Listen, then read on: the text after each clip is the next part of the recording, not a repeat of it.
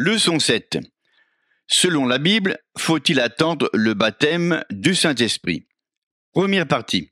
Écriture, acte 2, versets 1 à 4, acte 8, versets 5 à 8, versets 12 à 17, acte 10, versets 44 à 46, acte 19, versets 1 à 3, verset 6, acte 9, versets 11, 12 et 17. Vérité fondamentale. La façon dont les croyants du Nouveau Testament ont été baptisés du Saint-Esprit devrait nous servir de modèle pour recevoir ce bienfait de Dieu aujourd'hui. Nombreux sont ceux qui estiment qu'il faut patienter avant d'être remplis de l'Esprit Saint. Bien sûr, je crois que nous devons nous attendre au Seigneur et chercher sa face avec ferveur. Fréquemment, dans nos réunions, nous passons 5 ou 6 heures à chercher sa face dans la prière. Pourtant, quand je vois les fidèles patienter et prier, crier et s'angoisser pour recevoir le Saint-Esprit, j'en ai le cœur gros, car je sais que ce n'est pas nécessaire. Avant le jour de la Pentecôte, Jésus dit à ses disciples, « Restez dans la ville de Jérusalem jusqu'à ce que vous soyez revêtus de la puissance d'en haut. » Luc 24, 49. Certains supposent que ce verset sert de formule biblique pour recevoir le Saint-Esprit. Si c'était vraiment une formule, nous n'aurions pas le droit d'en enlever le mot Jérusalem.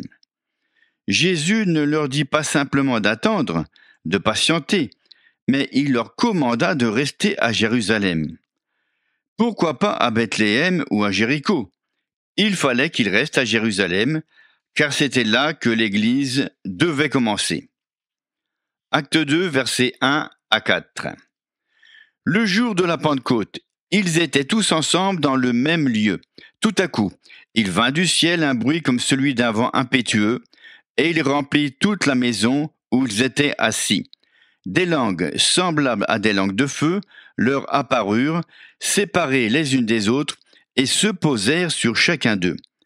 Et ils furent tous remplis du Saint-Esprit, et se mirent à parler en d'autres langues, selon ce que l'Esprit leur donnait de s'exprimer. Les disciples attendaient le jour de la Pentecôte. Ils ne recherchaient pas une expérience. Ils ne s'attendaient pas seulement au baptême du Saint-Esprit. Sinon, la Bible aurait dit, lorsqu'ils furent prêts, le Saint-Esprit vint sur eux. La parole de Dieu ne dit pas cela, mais elle déclare, le jour de la Pentecôte. C'est ce jour qu'ils attendaient. On ne lit nulle part dans la Bible qu'après le jour de la Pentecôte, un croyant ait dû patienter, pleurer, souffrir, chanter, lutter ou passer beaucoup de temps à attendre le baptême dans l'Esprit Saint. Quelqu'un a dit, « À mon avis, nous devons recevoir l'Esprit Saint à la façon du bon vieux temps. » Absolument. Et le livre des Actes ne représente-t-il pas le bon vieux temps? Je me propose d'examiner les actes pour voir comment faisaient les apôtres et pour prendre exemple sur eux, afin que les croyants soient remplis de l'Esprit. En parcourant les 28 chapitres des actes, celui qui n'a pas étudié la Bible peut avoir l'impression que les actes se déroulent en quelques jours, quelques semaines ou même quelques années. Mais en fait, les événements relatés dans ce livre s'étendent sur un grand nombre d'années. 8 ans après le jour de la Pentecôte, Philippe annonce l'évangile aux Samaritains. Les croyants remplis en Samarie. Acte 8, versets 5 à 8. Philippe, étant descendu dans une ville de la Samarie, y prêcha le Christ. Les foules tout entières étaient attentives à ce que disait Philippe lorsqu'elles apprirent à vivre les miracles qu'il faisait. Car des esprits impurs sortirent de plusieurs démoniaques en poussant de grands cris, et beaucoup de paralytiques et de boiteux furent guéris. Et il y eut une grande joie dans cette ville. La joie n'est pas nécessairement la conséquence du baptême de l'Esprit. Ces croyants étaient dans l'allégresse avant d'être remplis. Nous pouvons avoir cette joie aussi bien avant qu'après le baptême de l'Esprit. Le salut nous remplit de joie. La guérison divine nous rend joyeux. Nous nous réjouissons de recevoir les bienfaits de Dieu. Acte 8, versets 12 à 17. Mais, Quand ils eurent cru à Philippe qui leur annonçait la bonne nouvelle du royaume de Dieu et du nom de Jésus-Christ, hommes et femmes se firent baptiser. Simon lui-même crut et, après avoir été baptisé, il ne quittait plus Philippe, et il voyait avec étonnement les miracles et les grands prodiges qui s'opéraient. Les apôtres, qui étaient à Jérusalem, ayant appris que la Samarie avait reçu la parole de Dieu, y envoyèrent Pierre et Jean. Ceux-ci, arrivés chez les Samaritains, prièrent pour eux afin qu'ils reçoivent le Saint-Esprit, car il n'était encore descendu sur aucun d'eux. Ils avaient seulement été baptisés au nom du Seigneur Jésus. Alors Pierre et Jean leur imposèrent les mains et ils reçurent le Saint-Esprit. Philippe avait connu un réveil glorieux en Samarie. Des centaines avaient été sauvés et des dizaines guéris, et tous les croyants reçurent le Saint-Esprit. Notons aussi qu'ils furent remplis sans attendre, sans prier, sans s'angoisser. Personne, sans exception, ne partit déçu. Les croyants remplis chez Corneille.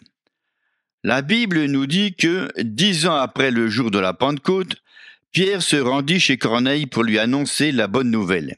Nous lisons en Acte 10 qu'un ange apparut à Corneille et lui dit d'envoyer des hommes à Joppé pour faire venir Simon appelé Pierre, qui te dira des choses par lesquelles tu seras sauvé, toi et toute ta maison. Acte 11, verset 14. Ni Corneille ni les siens n'étaient sauvés. Ils étaient des prosélytes juifs. Ils ignoraient que Jésus était mort. On ne peut pas être sauvé sans entendre la bonne nouvelle. Donc Pierre leur annonça l'évangile. Ils crurent et naquirent de nouveau pendant la prédication de Pierre et furent remplis de l'Esprit et parlèrent en langue avant qu'il ne termine son message. Acte 10, versets 44 à 46. Comme Pierre prononçait encore ces mots, le Saint-Esprit descendit sur tous ceux qui écoutaient la parole. Tous les fidèles circoncis qui étaient venus avec Pierre furent étonnés de ce que le don du Saint-Esprit était aussi répandu sur les païens, car ils les entendaient parler en langue et glorifier Dieu.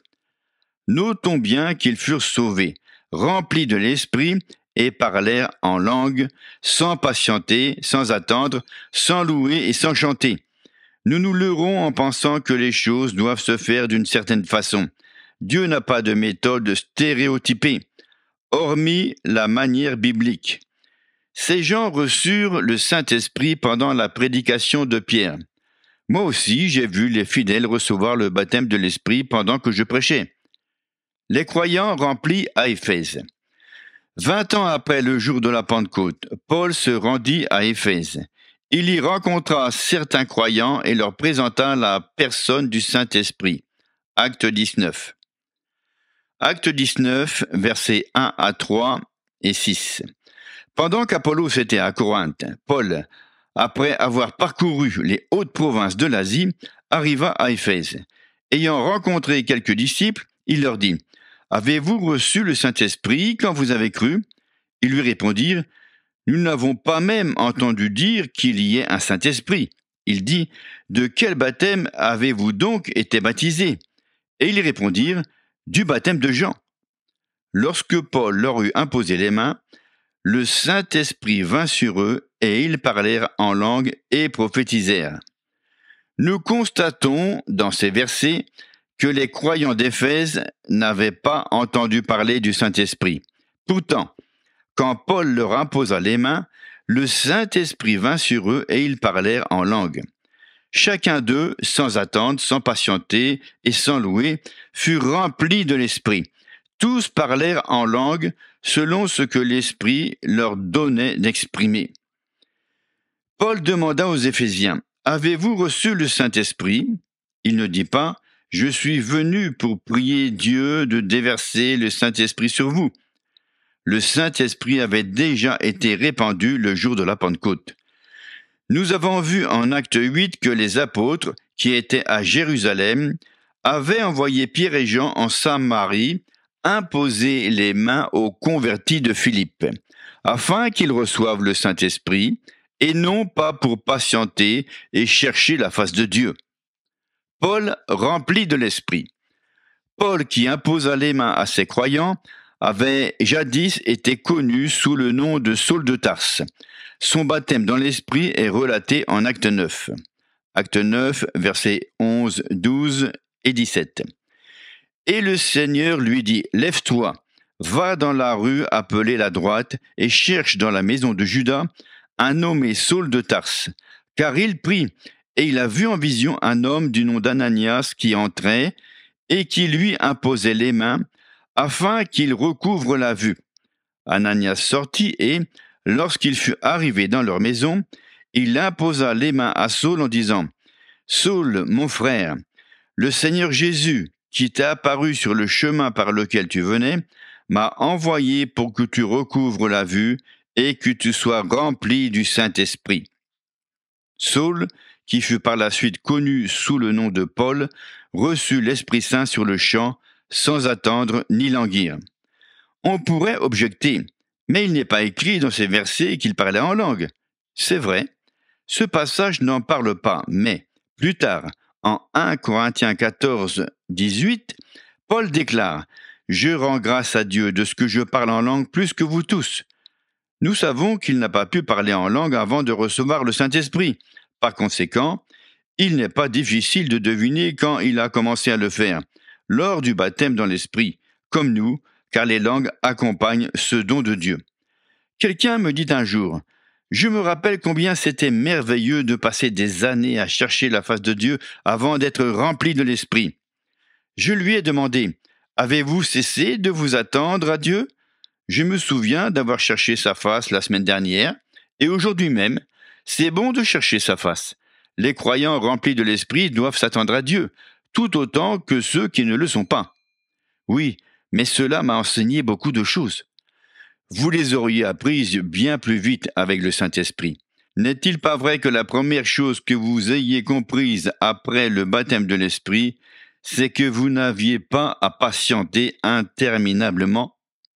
En riant, il m'a répondu, « Tout à fait. » La première chose que j'ai dite après avoir été rempli, c'est que si quelqu'un me l'avait expliqué, j'aurais pu être baptisé de l'Esprit des années auparavant. Nous n'avons pas à attendre 5 ans, 5 semaines ou même 5 minutes. Le baptême de l'Esprit est un don que tout croyant peut recevoir instantanément. Texte à apprendre par cœur.